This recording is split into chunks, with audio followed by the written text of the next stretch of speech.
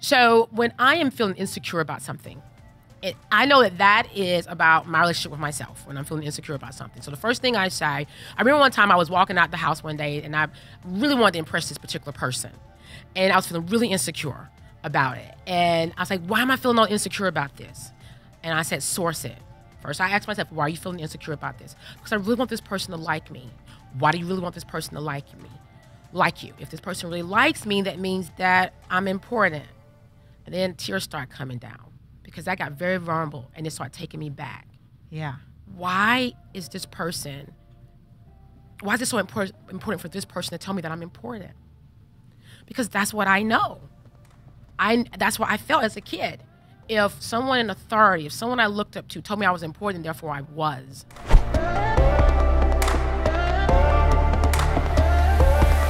Hello, everyone, and welcome to another edition of the Renew Podcast. I am your host, Kristen Andre, and we are live in studio today. Not only do I have my guest, who is amazing, we have a fire alarm going off. No fires, but, you know, we are rolling with the punches today. But this morning, I have with me the amazing Lisa Washington. Thank you for being here. Thank you for having me. Of course. Now, Lisa's joined us before. Yep. And she always has some really, really, really good stuff. But this time, we are talking about relationships. Yes. And specifically today, we're going to do a whole series with Lisa, but specifically today, we are talking about the relationship you have with yourself. Yes. Because that is where all relationships start. Absolutely. Right? So why is that? You know, when you and I sat and talked about relationships and what we want to do, because we're going to talk dating, we're going to talk romantic relationships and all the things everybody wants to talk about. Yeah. But you were the one that said, nope, we're not starting there. We need to start with the relationship you have with yourself. Why? Yeah. Why is that? Well, I think the relationship with yourself, it determines how every relationship you have is going to play itself out. I mean, that's what we're given in any relationship that we have is the one that we're having with ourselves first. Isn't that the toughest one, though? I think it is. Because I don't know, at least for me, I feel like, well, two things. One, I feel like that was the hardest one for me to be kind in. I feel like it's so much easier to be kind to other people and to be loving to other people. Because you always hear the old adage, you would never say to your children or a friend some of the things that we say to ourselves, the self-talk that we have. Right, exactly. Is that why it's such a problem? You know what? I was like meditating on this last night. I was like, why is it having a relationship with yourself is such a hard thing? And just the whole thing about kindness and love is because, first of all, we're not taught to have a relationship with ourselves. Right. Because even the whole thing of the relationship with yourself sounds a little funny. Like we're not used to hearing that. No, almost sounds selfish a bit, you know?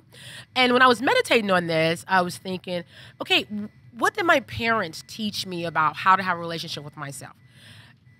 They did, but did not.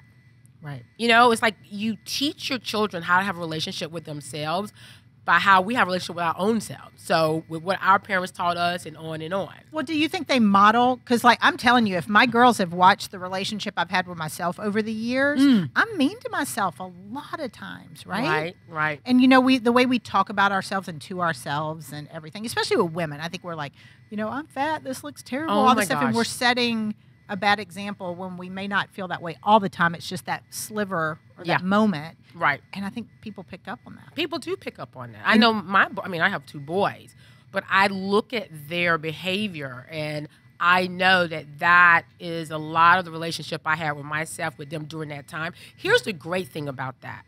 That relationship can change. And when that relationship changes with you, it changes with everybody else around you. And so I think that's why it's so important to kind of focus on the relationship you're having with yourself. Kind of like explore it. And I did that. I think I really started focusing on this in my 30s. Yeah, but that seems late to me. I didn't start focusing on it until probably my 40s. Okay, yeah. Maybe late 40s. Actually, you know what? I take that back. I probably didn't start focusing on that. It was 40s, but it was after I got divorced. Yeah, I can see that. Because I feel like for so many of us, we, you know, especially that are moms, we spend a lot of our time taking care and pouring out to everybody else. Yeah. And I don't want to say diminishes because that's such a strong word, but it takes away. We don't really get to be the people that we're trying to be.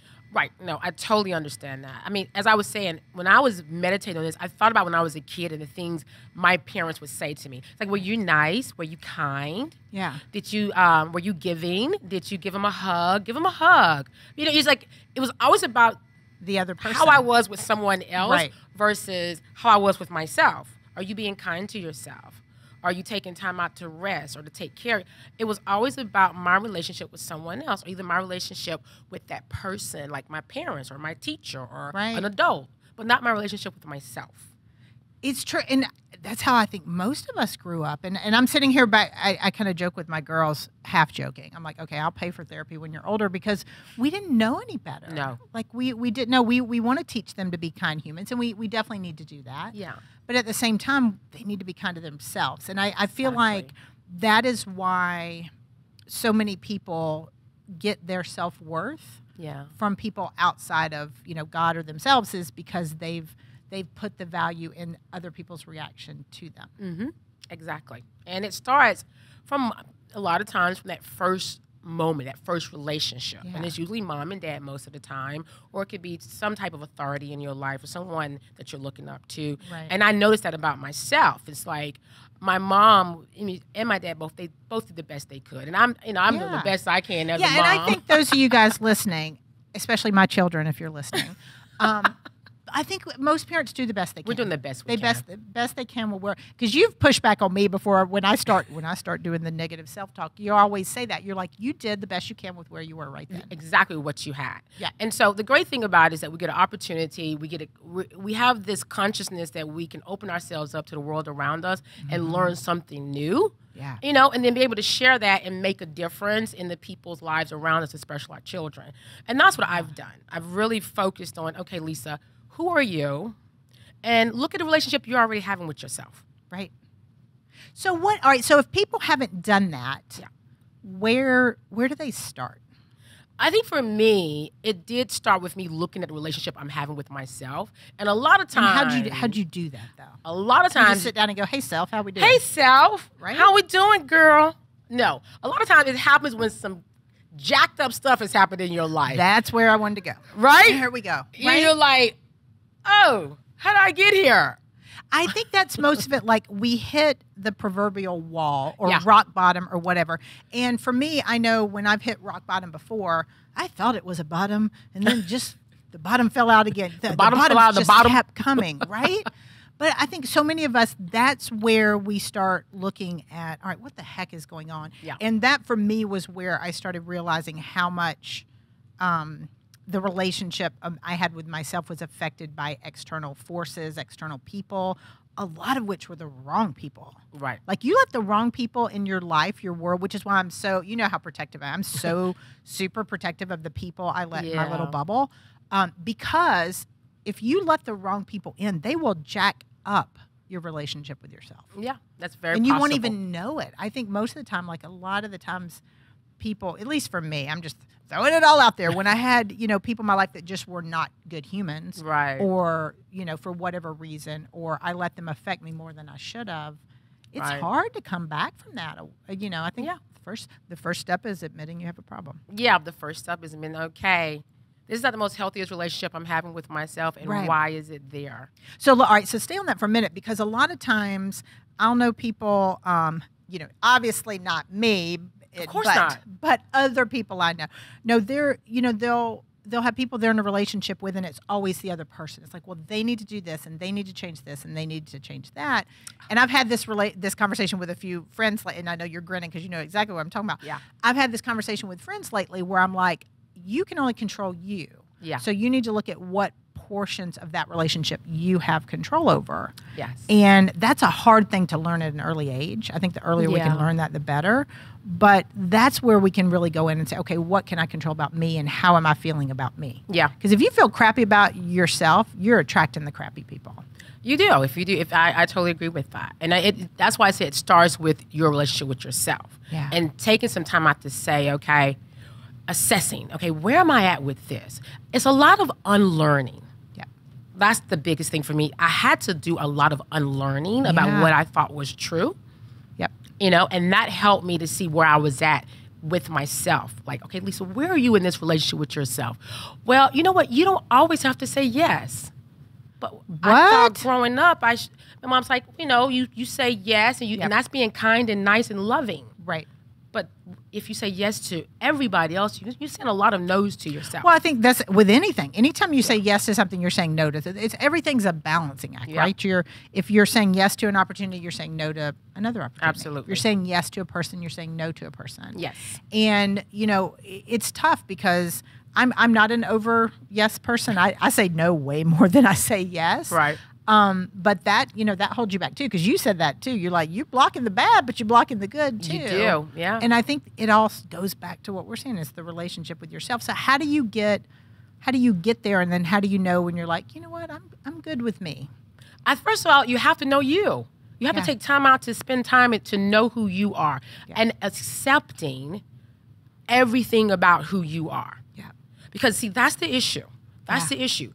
We don't accept everything about who we are, but you have to get to that place and accepting it with loving kindness. Because once you accept who you are, like I get Lisa, I know Lisa, right? And I'm choosing to love all those things about her. Don't you think part of that is accepting your past and your past mistakes? Because I've seen so many people that just can't get by choices they made younger in life. I mean, that was hard for me, for sure. Because you look back, and this is where, especially I've had this conversation with a ton of people about the mom guilt and the things. Yeah. It's like all the things. If I went back, because you've been very helpful to me in that regard, just going, you did the best you could with where you were, what you had, what you were dealing with. Yeah. It's all you can do. Yeah. You can't go back and change it. But I think so many people hold on, they're not forgiving the past them, and that's jacking them up a little bit in the current them or the present them. Yeah, it does. I totally agree with that. It is really about you looking at the past mistakes you have made and accepting who you were at that time with what you were equipped with. Yeah.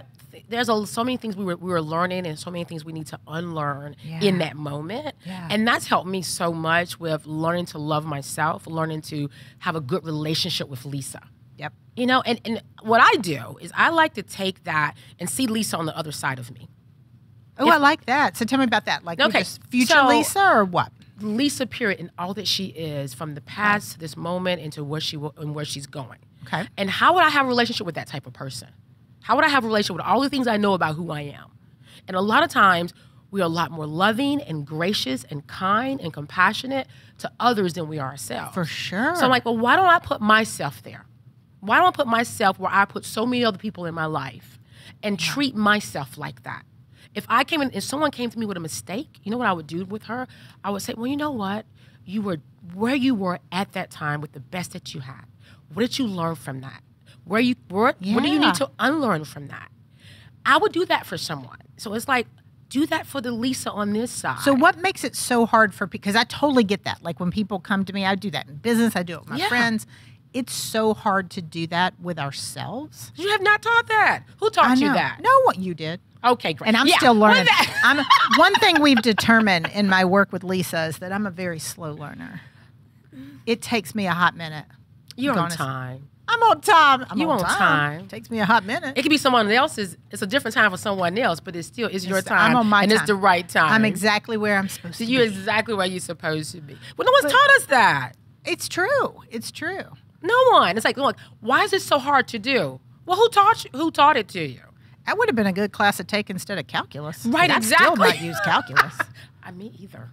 Right? But it is the interpersonal skills and all that stuff, which that is. We're a person, and interpersonal, we're really going inner. Yes. So it's, gosh, there's so much to look at there. Yeah. Like a lot to look at there. So when people start to sit with themselves, I think that's really it, is sitting and understanding and forgiving. Yeah. And maybe putting yourself in somebody else's shoes, like the way you would treat other people. Exactly. How you would be with some person else. I mean, I look at people and it blows me away how kind and loving people are, so forgiving people can be. Yeah. But when it comes to them, they beat themselves up. And you know why people do that?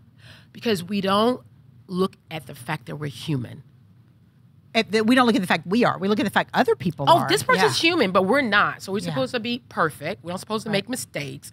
And we're not human. It's like we're not robots. Yeah. You know? Yeah. Because we're constantly growing up saying, okay, what could we have done better? What could we have done better?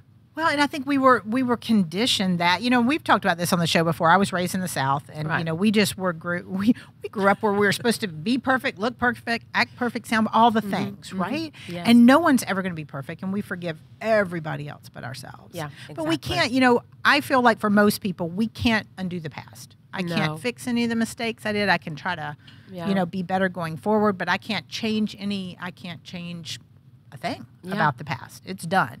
So how do you recommend people just say, okay, right now, starting right now, and I'm gonna have to start again tomorrow because I'm a slow learner, but starting right now, what do they do? Is it you said forgive themselves Yeah. and just see themselves as other people see them. Yeah, I think forgiveness, compassion. Okay. I think the thing about it is a lot of times we focus a lot on our mistakes Yes. and all the things how we need to improve, all the self-help. I think it's great. Self-awareness, I think it's really great. We need Yep. to have that. But I think people take self-awareness and self-criticism and make it the same. So I think you need to forgive Okay. yourself. I think you need to have compassion for yourself. But I think you need to switch out self-criticism for self-awareness. Okay. Self-awareness puts you in a place of exploration, exploring. Who's this chick? Who's this guy? Yep. And what are the things I really like about this person Yeah. that's sitting on the other side of me? And what are the things, what are the human things about me that I'm going to show grace and compassion to? I think that's how you start falling in love with who you are and start building a healthy relationship with yourself. And let's talk about that. So, let's talk about the importance of building that, because you and I have had this conversation. I think it's critical. If we haven't built a healthy relationship with ourselves, if we aren't in a good place with us, what are we attracting? When we're not in a good place with us, we are attracting places that are not good for us. People are not good for us. Yeah. That's what we're attracting. I attracted all of them, just so you know. Good, yeah, not good places and not good people. I had a good decade or two of attracting all the wrong, but it's true. If I look back, and I shall not name names, you can refer to prior episodes where we've named them. Right. But if I look back on my world, it is like Yeah. you attract the bad parts of you. Because you attract, you attracts like it's energy. Yeah. You're attracting what you're like. So I feel like we do. You got to be in, like, when you're in a good place, I feel like I feel like I'm in a good place now. Lisa's Yeah. still doing some work, but I feel like you attract the good things when you're in a good Right. place. You do. But it is critically important for people to hear that, because Yeah. I call them the black cloud. You ever had those friends where, like, they just seem to have a black cloud following them? Like, everything goes bad, all the stuff's going wrong. Yeah. It's usually because that's what they're putting out. Yeah. So that's what they're getting back. Yeah.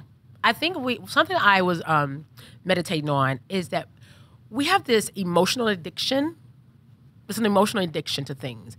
Is that when we experience something that is either traumatic or a major high, we look for it every place Yeah. else. The first place it lays is inside of us. So you got to deal with that first, right? Right. Because if you don't, you keep attracting that emotional addiction. Yeah. That high, whatever that thing that touched you. So that's why it's so important for us to find those good places inside of us, find that love that's inside of us, and find that good relationship that's inside of us. Because we're going to keep attracting those things. Or we attract the opposite of that. Which is why, we've talked a little bit about this. I've had people on the show to talk about trauma and things like that before, both the macro and the micros. But I feel like so many people, I see them sit with that so long. Like I pushed back on a friend of mine. He sits in the trauma, and I was like, "You're living in the suck," is what I told him. I was like, "You're only focused on all the bad things. You're not focused at all on all the good things about your world." And it was like, Yeah. And it was, I think it's tough for a lot of people doing that. And this is somebody that, is in the self-help space too. Right. And I feel like he's made progress. He's a good friend of mine for years, but it's still, I think you get stuck there. Yeah. And then the work becomes about it, and everything becomes about it. Like Yeah. whatever it is permeates. So I Yeah. feel like our relationship with ourselves, if it's negative, it's going to attract negative. If it's positive, it's going to attract positive. And your relationship with yourself determines how long you sit in something. Yeah. It really does. And it is Yeah. not, I wouldn't necessarily say how long, because, there's grief. There's so many things for that go with sure. that. But Yeah. I would say how we sit in it, and how long too. Yeah. But how we sitting in something parallels to the relationship we're having with ourselves. So From you're saying self-awareness to self-criticism. the longer we sit in self-criticism is the longer it's going to take us to kind of stop attracting those things? It does, because that's the energy that you're in. Yeah. I'm like, and when I mean, honestly, for me, this has been probably the hardest work I've ever done in my life. It's not easy. I'm not gonna lie. I'm not gonna lie. Because I have to look at myself in all arenas, even those things that are so magnificent about me. Yeah. I have to look at that and accept that. But I think that's not. But that's hard for me. Is it? Because I wasn't brought up to accept the magnificent stuff. things about me. Well, you know what? I think that's true because we deflect a lot. We deflect a lot of compliments. I do it. Other people do it all the time. Oh yeah, you're like, thanks. You're sweet. You're nice. You know, all that type of stuff. We hold up that shield and just bounce them right off. Yep. So I've said that. I think Whitney and I talked about on a prior episode. I had a managing partner friend one time, and he would always give me compliments professionally, and I would just deflect them. And finally, he just looked at me one time and he goes, "Stop, say thank you." Yeah. Walk away. And that was it. It was like, stop, say and it took me a while to go, stop, Yeah. soak it in. Yeah. And now I use that with other people, you know, Yeah. with kids, friends, everything. We don't like to sit in the good stuff. This is what we do. This is what we brought up with society when your magnificence, Yeah. that the wonderful, beautiful thing God's created you to be comes out. This is what we're saying. Oh, don't get a big head. Yeah. Well, that's true. We So do say that. immediately it's like, zzz, don't get, oh, my head's getting big? Yeah. Why is it that I'm getting a big head? This is something that's really amazing that's happened. You know, it's funny, and we kibosh the big heads. Now, Yeah. And I'm not talking about egotistical people who just aren't nice, but like even with my daughters, a couple of them, we've had this with each of them throughout their lives. And I remember my oldest was super good academically when she was younger. And I remember in elementary school, somebody's like, "You are so good at math." And she goes, "Right, I am. I'm really good at math." And I was like, "You can't say that." And looking back, she was really good at math. Yeah. I mean, but it does. And people laugh. When you're young, they Right. laugh. And even, you know, my youngest now, she has confidence. I Right. think it's safe to say she has confidence. So, but everybody thinks it's adorable. Yeah. Because, you know, I'm like, "Your hair looks great." She goes, "It does. I know." And we all chuckle when they're a little kid, right? Right. We're like, because she's not doing it boastfully. She's just doing it Yeah. matter of fact. Like, Yeah. it does look good today.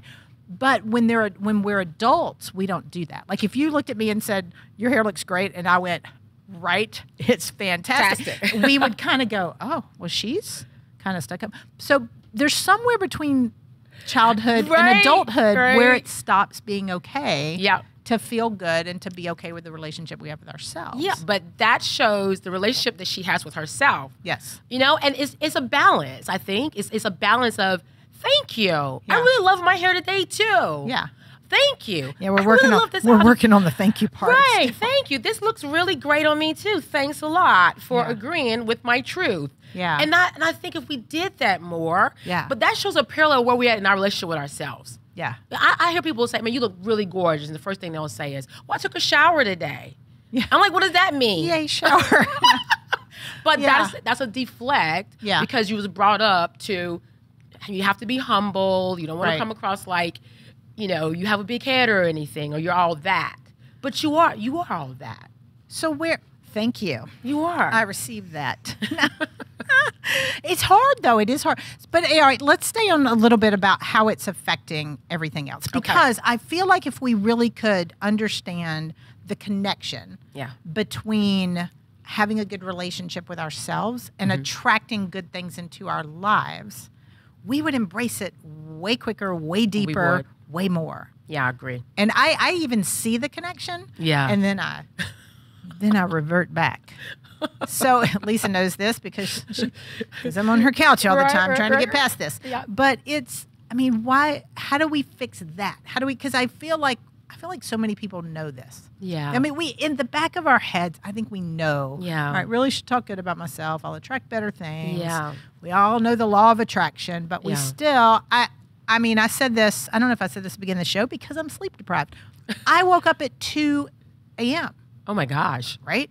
2 a.m. I went to bed at 10:30. So however much, I can't do math with this tired, but that's what, 3.5 hours of sleep, Right. You're tired. right? Yeah. And it was because my brain wasn't being kind to my brain or my body or anything else. You know, it was yeah. all that you get your head going and you get thinking. Yeah. And when you're tired, it's so much easier to think, here's what's stressing me out. Here's what I'm worried about. I wasn't up at 2 a.m. talking about how great my hair looked. Right. Right? It was all the things like, let me overthink this. Right. And while you're overthinking that, let's overthink this as well. Yeah.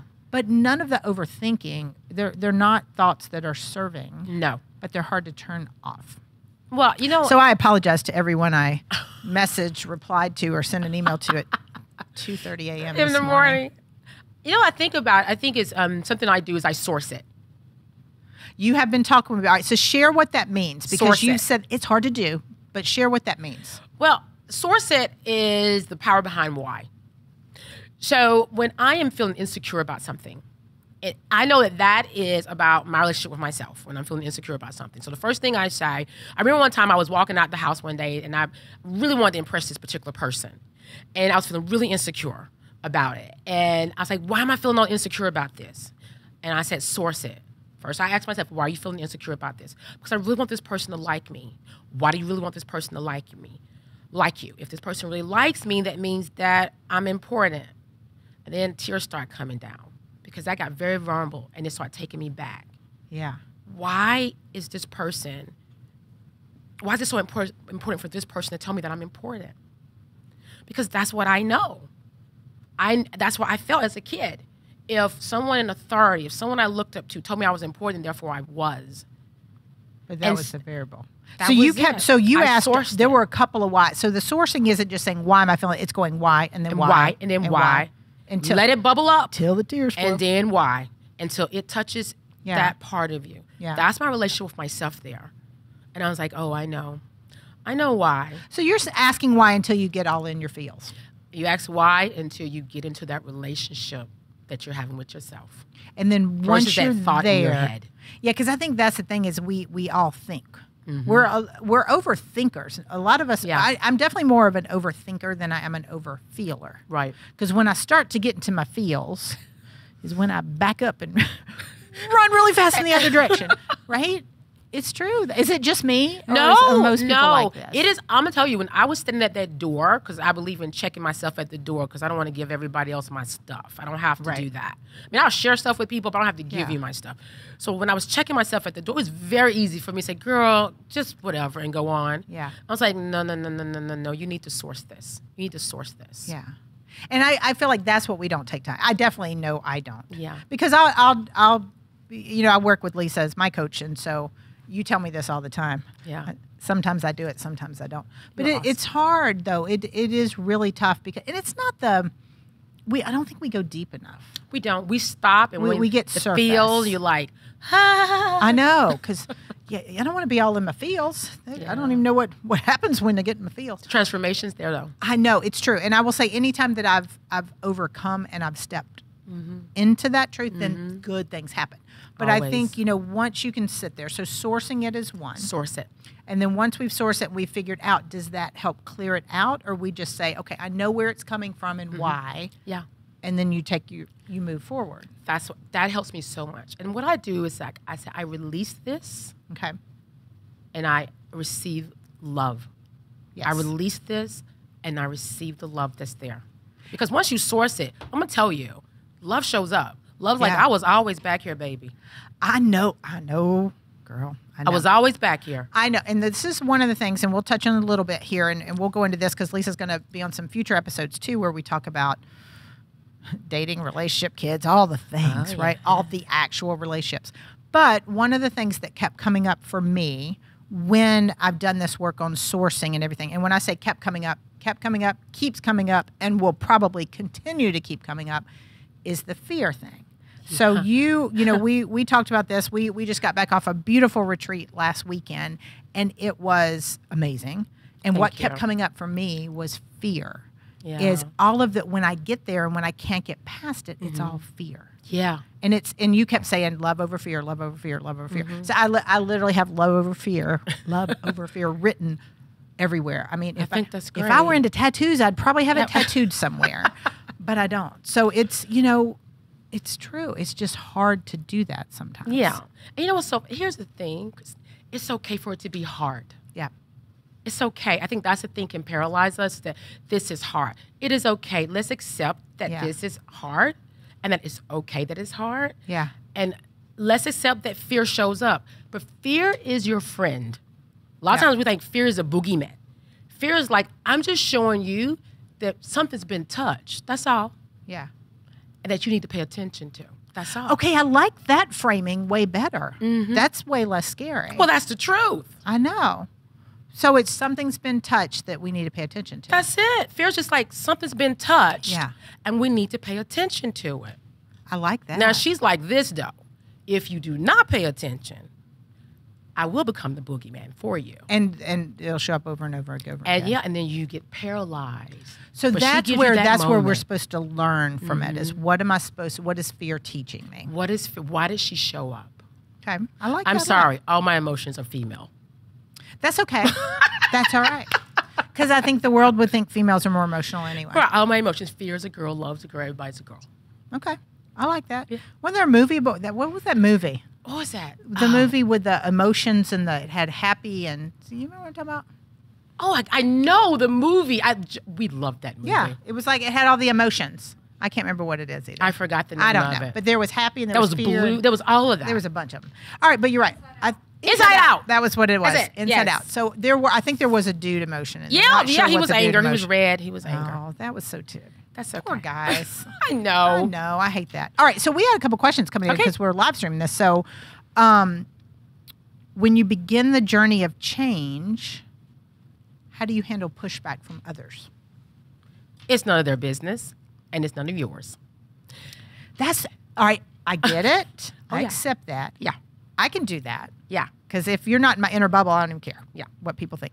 That's really hard for a lot of people. Okay, so here's So how do they do that? for most people is that when people are giving you pushback, the most important thing is for you to understand what you're doing and why you're doing it. Okay. You have to get that one on good. Okay. Why am I doing this? Why is this important to me? And so when you get the pushback, you need to be asking that question. Yeah. Not answering their pushback. You got to ask yourself, why is this so important to me?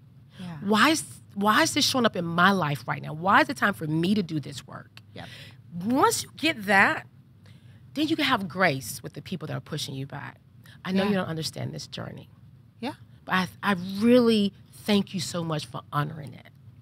But I think a lot of times people, the comment I'll hear a lot is, well, you've changed. And my response is always like, thank you. Yeah. No, nobody changes because they want to stay in the same place. And you don't have to address that well, either. yeah, and that's another common phrase of mine. I'm like, I'm sorry you feel that way. Yeah. You know, my kids will say, you do this? Yeah, I'm sorry you feel that way. Yeah. And it's because people's feelings are non-negotiable. I mean, Right. I'm very strong on that. Your feelings are non-negotiable. Yeah. You can't tell somebody how they should feel because you're not No, them. no. And they should not tell you, and you should not accept Yeah. them telling you how you should feel. So No. if you're getting pushback, It's okay. yeah. I think that's a part of the journey. Yep. I did a post yesterday about solidifying. Pushback solidifies your work. Oh, I like that. So when like that's that. coming up, that's just solidifying your work. Yeah. That's solidifying your conviction that it's time for me to make some changes. So as we're, on this journey to self-discovery and having an enhanced relationship, a better relationship, a loving relationship with ourselves, and we're, we listen to the people we need to, we don't listen to the other ones. No. Like, what do you see? Like, what's that future Lisa look like when you do that? Peace. That's a good word. Attracting. It's like you moved and things out the way. Okay, sorry. Right? No, only because the reason I'm laughing is because you move things out the way. But here's what I will attest to. Yeah. You move the bad things out of the way, the things that weren't meant for you Yeah. out of the way, which shockingly, as much as you may want to fight it, makes space for the things that are meant for you. Yeah, and they come in fast. Girl, you're not even kidding. They come in fast. That transformation. Yeah. What I tell people all the time, everything moves from the energetic shift. When there's an energetic shift, it's like a magnet. Right. Everything pulls from that. And I mean, for those of you guys that have been listening for a while, you guys know I am not into the woo-woo. You know I'm woo-woo. And that Lisa's all about the woo-woo. I am a strategy girl all day long. But it is. It's this energetic shift and everything. And I am the skeptic. I won't call it the skeptic. I am the realist. You are. Out of our little group. And it was, you kept saying this. And you're like, you just move these blocks. Yeah, I'm like, whatever. Right. But it does, once you open yourself up, and it does start with loving yourself and feeling good and comfortable where you are. That took me way past the age of 50 to be able to do that. But once I did, and we still got things. Once I did, and then you open up and you're like, oh, crap. Because I would call Lisa. I'm like, girl. I know. This and that. And, because all my stuff. Yeah. But good things happen. It's like boom, really boom, good things. boom. And the right people show up and the right opportunities show up. And it's just good. And I was telling somebody recently, I still have I don't love myself as much as I should all the time, but I'm way better. But I think the opportunities that come your way and the good things that happen, it almost gets where you're like, man, this is easy. Yes. Things start to feel easier. And so I think for me, if I'm not loving myself enough, if I don't surround myself with the right people, the right opportunities, that's when things start to feel difficult. Mm-hmm. And then when things are like, man, this is easy. This is natural. This is great. Clients, friends, relationships, whatever. Yeah. If there's no, if the flow is easy, then it usually is a good sign that we're in a good place with ourselves. That's it. When you stepped out of the authentic relationship with yourself. And I know what I've stepped out of. I was like, you know what, Lisa, you've stepped out of an authentic relationship with yourself right now. You're not in a good relationship with yourself right now. That's why things are not flowing. That's why you're having all this conflict and all this fight and you're hitting these walls. Yep. It starts back with that relationship with yourself. And don't you think the gut is a good guide? It is. To that, because I feel like, especially as women, we've talked about this. I talked about it in the book a lot. We don't always listen to the gut, the God winks, the nudges, whatever you want to call them. We don't always pay attention when, we're going, this person isn't right. This client isn't right. This business partner isn't right. Yeah. We don't always pay attention to that. Right. And then the friends who are pushing back on you about changing are the ones like, I knew it all along. I'm like, well, then why didn't you say anything? Right. No, but if we loved ourselves enough to trust the gut. When you're in a good relationship with yourself and loving you, that's where you flow. Yeah. You're flowing. That gut. Yes. That's a good relationship with you. That's where you're flowing. And when we go off the path, that's when we start making those decisions and we stay away from that. I love it. I love it, love it, love it. It's so true. So true. All right. So as we're wrapping, what for those, let's talk to the ones first who are like, yeah, I am not in a good place with me. The ones that are sitting here listening going, this is a big challenge. Step one. Step one, I would suggest to do this particular exercise. First thing I would tell them to do is to sit down and write out at least, if you can't do 10, 3 things that you genuinely love about just you being you. Just 3 things about just you. Okay. These are the 3 things that I love about myself. Okay. And then I would suggest. Does it need to be internal things, external things, or does it matter? It needs to be whatever shows up at your door. Okay. Like it. Because that's going to be authentic and true, and that's going to be power. The second thing I would say is to practice loving those 3 things about yourself every day. That means if you have to say it in the mirror, these are the 3 things I love about myself every day. And then honoring those things. Okay. That's very important because that's very simple. Yeah. Everyone can do that, even if it's just one thing. And honoring that thing every day for 1 week. And I want you to write out, how do you feel about yourself? Okay. How do you feel about getting to know that part of you? Exploring that part. Because people can say these are the 3 things or the 10 things I love about myself, but we never go and explore them. Yeah. Yeah. We just write it down and the list is put to the side. I want you to go to explore those things and really get to know that about you. And I think that's where I think that's where it all starts. It now, does. for people who've been on this journey a while, because I'm looking at some of the comments coming in live, and they're people we know. Lisa, Trina, Angela's watching, Whitney, Tanya, a bunch of people chiming in, and all going, hello, saying, hey, Lisa. But I know, the ones I know personally of you guys, I know a lot of us have worked on this because we've had the opportunity to go to your retreats, work with you personally, all that good stuff. So when we're on the journey, I don't think the journey ends. No.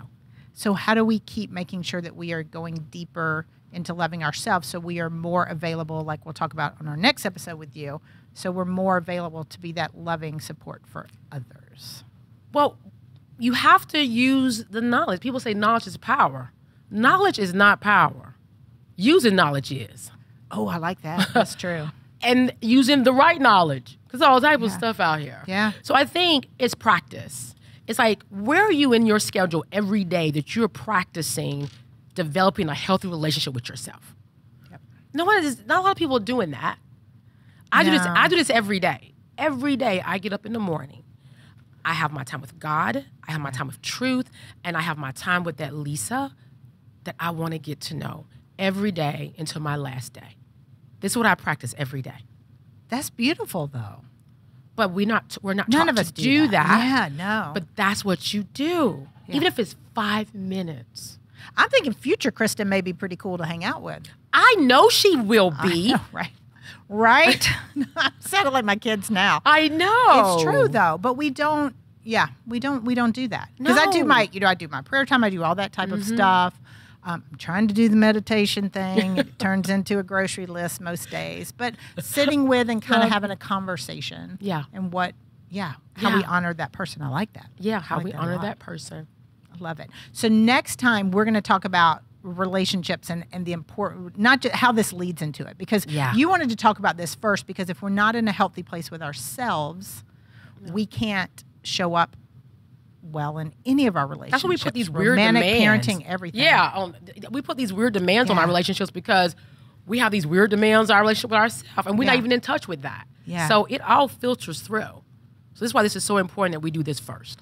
It is true, because if you really think about it, like I'll have friends that, will get aggravated at their spouse or kids or whatever for not, no compliments or no this or no that. And I'm like, well, compliment yourself. Right. But I think that it does affect. So we've done parenting before. Yeah.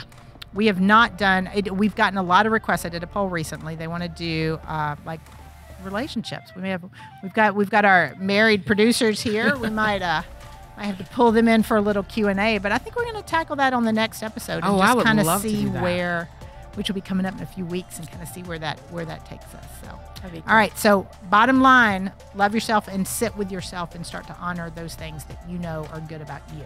Yes.